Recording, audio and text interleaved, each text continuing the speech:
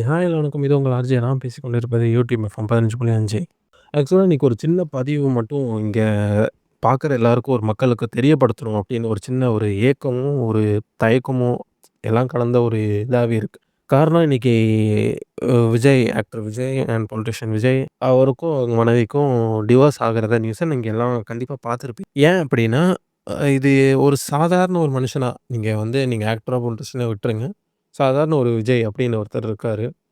அ அந்த மனுஷன் பெர்சனல் லைஃப்ல கொஞ்சம் ஒரு டிவோர்ஸ் இந்த மாரி இருக்கிறப்போ, அத பப்ளிக்ல போட்டு முதல்ல பேசும் பொருளாவே இத நானே பேசுறதுக்கு ரொம்ப யோசிச்சேன். பட் இப்ப இங்க பப்ளிக்கா அத போட்டு இதுக்கு இது காரணம், இதுக்கு இந்த நடிகை காரணம், இதுக்கு இந்த கட்சி காரணம் அப்படின்னு சொல்லி நெறைய பேசும் பொருளா போயிட்டு.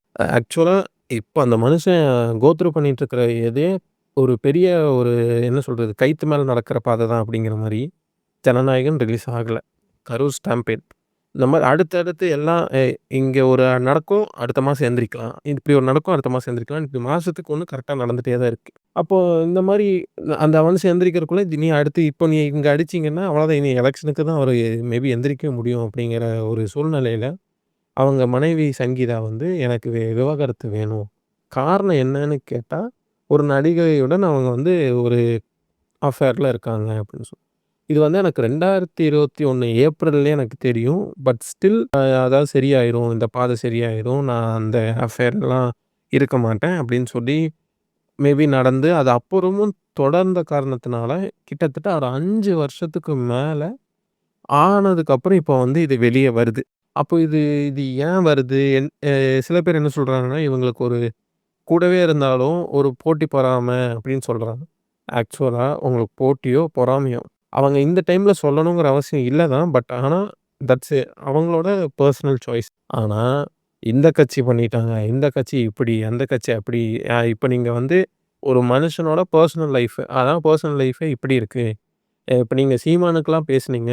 சீமானோட ஒய்ஃப் அதாவது சீமானுக்கும் அவங்க ஒய்ஃப்க்கும் நடந்தது வேற கத. 11 முறை அவங்க ஒய்ஃப கருக்கலைப்பு செய்யப்பட்ட ஒரு இது அது அது வேற, இது வேறங்க. இங்க பேசுறதே சமூக தளத்தில என்ன வேணா நம்ம பேச முடியும் அப்படின்னு சொல்லி பேசக்கூடாது. இன்னொன்னு இந்த இவங்க அவங்களுக்கு இந்த கட்சிக்காரங்கங்கிறதையும் தாண்டி, இப்போ இருக்கிற ஆட்சியில இருக்கிற கட்சிக்காரங்க ஏதோ ஒரு மோட்டிவ்ல ஏதோ ஒரு அ ஸ்டாண்டா எடுத்து ஏதோ பண்ணிட்டாங்க. கண்டிப்பா அதுக்கான வாய்ப்பு இருக்குன்னு நீங்க நினைக்கிறீங்களா? இது அவங்களோட பெர்சனல் லைஃப். அவங்க போட்டி பொறாமையில இருக்கட்டும், இல்ல யாரோ ஒருத்தர் சதி பண்ணியிருக்கட்டும். ஆனா, இத வச்சு நீங்க ஓட்டு போடுற தகுதிய நம்ம டிசைடும் பண்ண முடியாது. ஏன்னா, ஆல்ரெடி இந்த மனுஷன் உங்களுக்கு ஹெல்ப் பண்றேன்னு இப்ப எப்படி சொல்றது? அ இப்போ இதே கட்சிக்காரங்க அவங்கள போட்டு அடி அடின்னு அடிச்சுட்டு, இன்னைக்கு என்னன்னா, இன்னைக்கு நியூஸ் வந்ததுலருந்து தளபதி இதுவரைக்கும் தளபதி விஜய் அப்படின்னு பேசப்பட்டு எதனாலன்னா, கரூர் இப்படி நடந்துச்சு. அவரு கரூர்லேருந்து ஓடிட்டாரு. இவருக்கு ஓட்டு போடாதீங்க. அவருக்கு கரெக்ட்டா ஒரு முடிவு எடுக்க தெரியல அப்படின்னு சொல்லி பேசப்பட்டு இருந்தாலும், இப்போ இப்போ பிரச்சாரத்தில என்ன பண்றாங்கன்னா, அவங்க வீட்டு சூழ்நிலை இப்படி இருக்கு. நீங்க அவருக்கு ஓட்டு போட்டீங்கன்னா, நாடு எந்த சூழ்நிலையில இருக்கும் உங்களுக்கு பேசுற அளவுக்கு ஒரு கட்சி. ஆக்சுவலா நம்ம யோசிக்க வேண்டியது என்னன்னா, முதல்ல அவங்க வீடு எப்படி இருக்கு அப்படிங்கிறத தான் நம்ம யோசிக்கணும். இவங்க இப்ப டிவோர்ஸ் கேட்கறாங்க, கேட்கல அதெல்லாம் 2வது. பட் ஒரு நார்மலா அந்த மனுஷன் என்ன த்ரூ பண்ணுவான்? இப்போ இந்த சூழ்நிலையில அந்த மனுஷனுக்கு சோறு இறங்குமா? தூக்கம் இருக்குமா? இல்ல இது எல்லாத்தையும் மறந்து, இல்ல இல்ல நீங்க தான் இப்படி பேசுறீங்க. அவங்கலாம் எப்படியோ இருப்பாங்க. உங்களுக்கு தெரியுமா? அவ்வளோ காசு வச்சிருங்க. எவ்வளோ தான் காசு வச்சாலும், அதான் இது இது சாதாரண ஒரு மனுஷனுக்கு நடந்தாலும் இது வலி தான். பணக்காரனா இருந்தாலும் இது வலி தான். ஏன் பணக்காரனா இருக்கிறவங்களுக்கெல்லாம் இதெல்லாம் நடக்காம இருந்திருக்கலாமே, ஏன் நடக்காம இல்ல? நடக்குதுல்ல. அப்ப அவங்களுக்கு கஷ்டமா தான் இருக்கும். ஸோ நான் இவங்களுக்கு சப்போர்ட், அவங்களுக்கு சப்போர்ட்னா கண்டிப்பா கிடையாது. நான் இன்னுமே இப்போ வரைக்கும் உங்களுக்கு ஓப்பன் ஸ்டேட்மெண்ட் சொல்றேன். இப்போ வரைக்கும் இவங்களுக்கு தான் ஓட்டு போட போறேன்னு கூட நான் டிசைட் பண்ணல. ஏன் அப்படின்னா, என் தொகுதியில யார் நல்லது பண்ணுவா? எந்த பெர்சன் நல்ல பெர்சன்னு எனக்கு இன்னுமே டிசைட் பண்ண முடியவில்லை. இவன் அவன குறை சொல்றது, இவன் அவன குறை சொல்றது. நீங்க என்ன பண்ணுவீங்கன்னு சொல்லி ஓட்டு வாங்காம, அடுத்தவன் என்ன பண்ணான், என்னென்ன பண்ண போறான் அப்படின்னு சொல்லி இப்போ ஓட்டு வாங்குறது ரொம்ப ரொம்ப தவறான ஒரு விஷயம் தான்.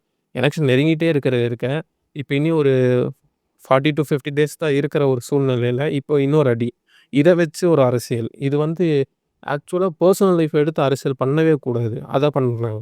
அரசியல் எடுத்து பெர்சனல் லைஃப்க்கு கொண்டு போறாங்க. அதே மாரி இது எந்த சூழ்நிலையில இது மாறப்போகுது, இத மாத்தி எப்படி ஹேண்டில் பண்ணி இவங்க எலக்ஷன்ல நின்னு, எப்படி ஓட் இது பண்ணி, இப்ப இதுல வேற சொல்லி இப்படி இதுல அடி வாங்கிட்டாங்களா, இனிமேல் நாங்க தான் ஜெயிப்போம் அப்படின்னு சொல்லி சமூக தலைவர் ஓப்பன் ஸ்டேட்மெண்ட் குடுத்துட்டு இருக்காங்க திமுக கட்சிக்காரங்க. நான் திமுகவுக்கு எதிரானவனும் கிடையாது, சப்போர்ட் பண்றவனும் கிடையாது. ஆனா, இதே திமுகல இருந்து கலைஞர் 3 கல்யாணம் பண்ணியிருந்தாலும், அவங்க பெர்சனல் லைஃப்ப எப்படி வச்சிருந்தாலும், நல்லது பண்ணியிருக்காரா? இல்லையா? ஸோ இதுதான் கேள்வி. அவர் நல்லது பண்ணியிருக்காரு. நீங்க அவர் 3 ஒய்ஃப் வச்சிருக்காங்க. ஃபர்ஸ்ட் ஒய்ஃப்க்கு பண்ண துரோகம் தான் செகண்ட் ஒய்ஃப். செகண்ட் 2 பொண்டாட்டிய வச்சு அவங்களுக்கு துரோகம் பண்ணி தான் 3வது ஒய்ஃப் அவங்க கல்யாணம் பண்ணாங்க. ஏங்க அவங்க எத்தனையோ பண்ணிட்டு போறாங்க. இட்ஸ் அவங்க என்ன சொல்றது பெர்சனல் லைஃப். அதுக்கு ஒரு தப்பா ஒரு தொடர்பு, கள்ள தொடர்பு இந்த மாரி இருக்கு அப்படின்னா, அத கவர்மெண்ட்டும், கோர்ட்டும் பார்த்துக்கும். நம்ம இணையதளத்தில இஷ்டத்துக்கு நம்ம பேசுறது ரொம்ப ரொம்ப தவறான விஷயம். இதையும் ஓட்டு போடக்கூடாதுன்னு நீங்க சொல்றதுக்கு எப்படிங்க உங்களுக்கு நியாயம் இருக்கு? ஆக்சுவலா கொஞ்சம் பேசிக் காமன் சென்ஸோட நீங்க ஓட்டு போடுங்க, போடாம போங்க. அது உங்களோட தனிப்பட்ட உரிமை. ஆனா, அது தனியா ஒரு மனுஷன எதிர்க்கிறதுக்கு இப்படிலாம் பேசக்கூடாது. ஏன்னா, இன்னொரு டைம் அதான் சொல்றேன். ஏன்னா, ஒரு தனிப்பட்ட ஒரு மனுஷன் மக்களுக்கு வந்து நல்லது செய்யணும்னு வரான். அது எப்பவோ செஞ்ச தப்புக்கு, இப்ப நான் நல்லது செய்யணும்னு வரான் அப்படின்னா, நீங்க அத வந்து கெடுக்கக்கூடாது. எக்ஸாம்பிள் கருணாநிதி தான் நான் சொல்றேன். ஏன்னா, அவர் வந்து இப்ப அவங்க கட்சிக்காரங்களே இவங்கள போட்டு அடிக்கிறப்போ, எனக்கு சுத்தமா ஒண்ணுமே புரியல. அந்த மனுஷனோட வாழ்க்கை, அந்த மனுஷன் வாழட்டும். தப்பு செஞ்சா கண்டிப்பா அனுபவிக்கட்டும். ஏன்னா, இப்போ இவங்க குடுத்திருக்க கோர்ட் டிசைட் பண்ணி இவங்களுக்கு டிவோர்ஸ் குடுக்குறாங்க. அது 2 பேரும் அவங்களோட கணவன் மனைவியோட ஒரு ஒப்பீனியன். எனக்கு இவங்க கூட வாழணும், இவங்க கூட எனக்கு வாழ வேண்டாம். அது எத்தன வருஷம் ஆனாலும் சரி. இப்ப அவங்களுக்கு புடிக்கலையா? இது முதல்ல வந்து பப்ளிக் ஃபோரம்க்கே வந்திருக்க கூடாது. இவங்க வந்து ஒரு பிரைவேட்டா ஓகே எனக்கு பிடிக்கல. இது வந்து எப்ப வேணா சொல்லியிருக்கலாம். பட் ஏன் இப்ப சொன்னாங்கன்னு எனக்கு தெரியல. லெட் இட் பி கொஞ்சம் ஃப்ரீயா விடலாம்.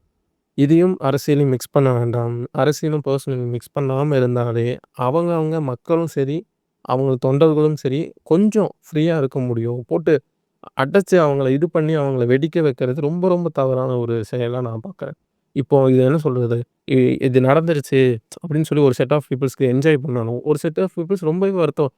சில பேர்லாம் எனக்கே டிவோர்ஸ் ஆன மாரி இருக்கு. அப்படின்னு நீங்க யோசிக்க வேண்டாம். அந்த மனுஷனோட பெர்சனல் லைஃப். உங்களுக்கு பிடிக்குதா? படத்துல பிடிக்குதா? படத்தோட வச்சுக்கோங்க. அரசியலுக்கு நல்லது செய்றாரா? அப்ப அரசியல்லாம் உங்களுக்கு புடிச்சிருக்குன்னா வச்சுக்கோங்க.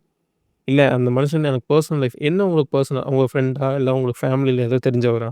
அப்படி இருக்கிறப்போ உங்களுக்கு நீங்க தூக்கி வச்சு கொண்டாடலாம். ஆனா, கண்மூடித்தனமான ஒரு ஹேட்டையும், கண்மூடித்தனமான ஒரு நான் இப்படி ஒரு ஃபேன், அப்படி ஒரு ஃபேன்.